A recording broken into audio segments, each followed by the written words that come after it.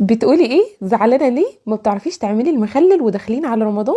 طب واللي تقولك طريقه سهله وبسيطه وسريعه وفي 3 ايام هتاكلي احلى مخلل مشكل طعمه خطير ومن الاخر، وحتى لو اول مره تدخلي المطبخ هتطلعيه تحفه جدا. بس امشي على المقادير والخطوات بالتفصيل. اول حاجه انا جبت هنا جزر وابتديت اغسله كويس جدا ونشفته، وبعد كده ابتديت اقطعه التقطيعه التقليديه خالص دي، ممكن بالسكينه وممكن بالقطاعه الشيك الظريفه دي. انا بحب شكله كده قوي الصراحه يعني.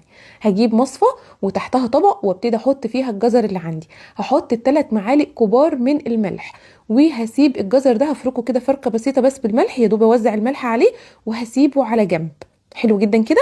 ندخل على اللفت، احنا نعمل مخلل مشكل بقى، فبراحتك وعيشي حطي كل اللي بتحبيه. برضو نفس الفكره، مغسول ونضيف وزي الفل اهم حاجه.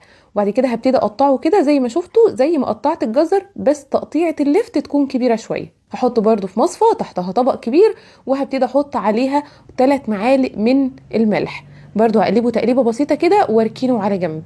تقدري تستغني عن اي حاجه الا الليمون، لان ده اللي بيسرع تسويته وبيخلي طعمه خطير خطير فوق ما تتخيلوا. هيخلي المخلل بتاعك مميز جدا.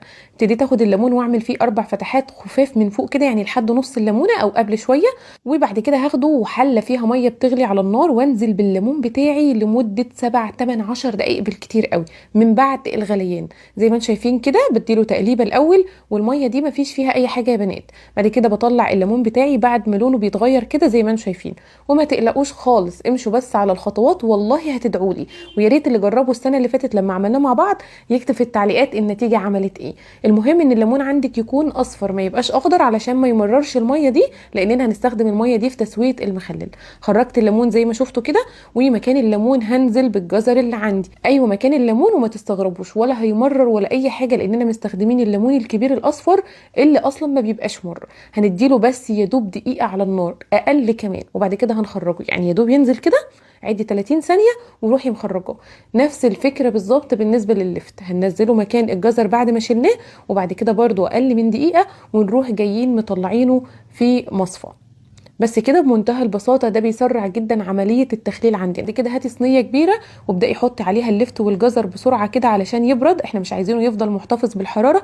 احنا يا دوب نزلناه في الميه السخنه وطلعناه زي ما اتفقنا. فلفل سبايسي بقى، وده اساس المخلل. حطي الكميه المناسبه ليك، يعني في ناس بتحبه سبايسي قوي هيزودوا عن كده، انا بس حطيت ربع كيلو على كل الكميه دي، وقسمتها 2 كده عشان ينزل حرارته. هنسيب كل الكلام ده يبرد، وهنجيب بوله نحط فيها معلقه كبيره من حبه البركه، ربع كوبايه تقريبا من العصفر. العصفر ده بيتباع عند اي عطار يا بنات.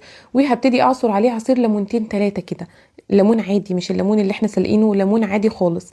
والقشر ده ما نرموش علشان هنستخدمه بعد كده. بعد كده هزود عليه معلقتين 3 كبار من الهريسه كده او الفلفل الحار المضروب، واحط عليه معلقتين كبار من الملح وشويه كزبره صغيرين ورشه كمون بسيطه. واسمعي الكلام وما تستغربيش، بتفرق قوي في الطعم. قلبي بقى كل الكلام ده مع بعضه كويس، علشان ده اللي هنحشي بيه الليمون. دي حته فلفل من اللي انا كنت ضرباها في الكبه. هناخد الليمون بتاعنا اللي احنا مفتحينه ده ونبتدي نحشيه من جوه. ده بيتبل لك الليمون وبيطلع من الليمون شويه كده من طعمه، مع التتبيله الحلوه اللي احنا عاملينها دي بتخلي طعم المخلل بتاعك خطير. مش دي بس التركات، احنا كده عملنا تركيه كده تخلي طعمه لذيذ. لسه في بقى حاجه تانية هقولك عليها مهمه قوي عشان يبقى مقرمش معاكي لاخر واحده. باقي كميه الخلطه دي هحطها على المخلل كده بالشكل ده، ونفس البوله هحط فيها ميه انا غلياها وسايباها تبرد تماما. الخطوه دي مهمه قوي علشان المخلل ما يبوظش معاكي. حطيت 6 معالق كبار مليانين من الملح، لاننا كنا حاطين ملح على الخضار قبل كده. وحطيت حوالي معلقتين من السكر علشان يحافظ على قرمشه المخلل عندي. معلقتين كبار من الهريسه او الفلفل المضروب في الكبه، وهقلب مع بعضه كويس كده. وهنبتدي نحط معلقتين بس من الخل علشان ما يمرش مننا، ما يمرش يعني ما يطراش مننا. اخر حاجه سلقتها بقى راس قرنبيطه صغنطوطه قوي كده، وقطعتها لوردات صغيره قوي. برضو يا دوب نزلتها في الميه وخرجتها. بس كده هبتدي بقى اقلب كل الكلام ده مع بعضه كويس جدا. لو انت بقى عندك زيتون مخللاه من قبل كده، زيتون قديم من السنه اللي فاتت، مش عايزه اقولك بينقل المخلل ده في حته تانية.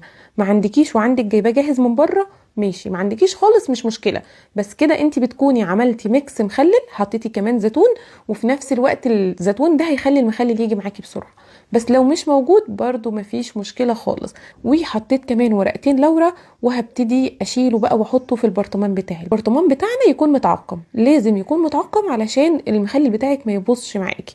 هبتدي احط المخلل زي ما اتفقنا، وحطيت هنا برضو معلقه هريسه كده، وهبتدي اقطع شريحتين من البنجر كده واحطهم بين طبقات المخلل. ده هيديله لون حلو قوي، بس نقطعه شريحتين كده يكونوا رفيعين، وما نحطش كتير، ما نبالغش يعني. وادي المحلول بتاعنا اللي احنا عملناه مع بعض، هنبتدي بقى نحطه كده في البرطمان لحد لما نغطي البرطمان على الاخر. بمنتهى البساطه والله يا بنات، 3 ايام وهتاكلوا منه. عايزين تسيبوه اسبوع سيبوه، بس مش اكتر من كده، وتفتحوا عليه وصدقوني خطير فوق ما تتخيلوا. انا عايزه اقول لك ان انا دلوقتي حالا وحشني جدا طعم المخلل ده، وهقوم اجيب الطلبات بتاعته واعملها النهارده. بس مش لرمضان بقى، انا كنت عاملاه السنه اللي فاتت قبل رمضان بكام يوم بس، ممكن تعمليه بالكتير قوي قبليها باسبوع، وهتتبسطي قوي قوي من النتيجه. باقي الكميه حطيتها في علبه كده، ودي اكلناها بسرعه، ما اخدتش وقت خالص على ما فتحنا عليها. جربوا طريقتي فيه وبجد هتعشقوه. ويا ريت الناس اللي جربت الطريقه بتاعتي قبل كده تكتب في التعليقات. ولو عجبكم الفيديو ما تنسوش لايك وشير. بحبكم جدا، اشوفكم على خير، وكل سنه وانتم طيبين وبخير.